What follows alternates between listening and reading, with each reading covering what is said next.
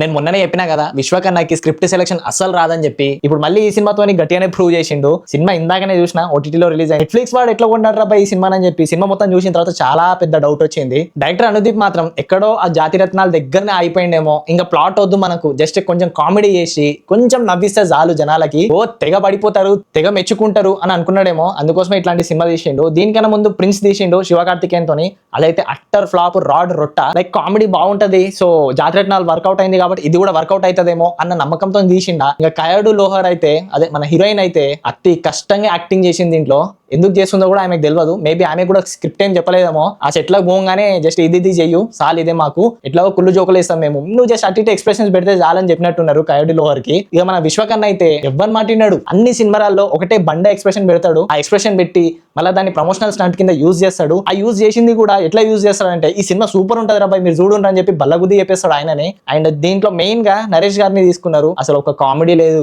ఏం లేదు. And music అంటారా భీమ్స్ అసలు చెప్పినా కదా కొట్టిందే కొడతాడు, ఎందుకు కొడతాడో ఆయనకు కూడా తెలియదు. అండ్ డైరెక్టర్ అయితే అట్టర్ ఫ్లాప్ డైరెక్టర్ అంట. నేనైతే జాతి రత్నాల తర్వాత ఒక్కటి కూడా చక్కగా సినిమా చేసిందే లేదు ఇప్పటిదాకా. ఆయననే క్యామియో లాగా ఉంటారు, అందరు ప్రొడ్యూసర్ ని వాడుకున్నాడు సినిమాలలో. మహా అయితే ఎక్కడన్నా కామెడీ ఉంది ఇంకా కామెడీ చచ్చిపోతుంది అన్న టైంలో ఎవరన్నా కాపాడిండంటే జయకృష్ణ కాపాడిండు అంతే. ఇంకా మీరు కేవీ అనుదీప్ దగ్గర నుంచి ఇంకా మళ్ళీ అట్లాంటి జాతి రత్నాలు లాంటి స్క్రిప్ట్ ఆశిస్తే మాత్రం బురద నీళ్లు తీసుకొని మరి మన మీద చల్లుకున్నట్టు ఉంటది. ప్లాట్ ఉండదు, కామెడీ ఉండదు, అట్లానే బ్రెయిన్ లెస్ డైలాగ్స్ ఉంటాయి. ఎందుకు తీసిండ్రో వాళ్ళకు కూడా తెలియదు, జస్ట్ టైం పాస్ కి తీసినామని అంటారు. ఏమనంటే బ్రెయిన్ మొత్తం తీసేసి ఇంట్లో పెట్టేసి థియేటర్కి వచ్చి చూడండి అని అంటారు.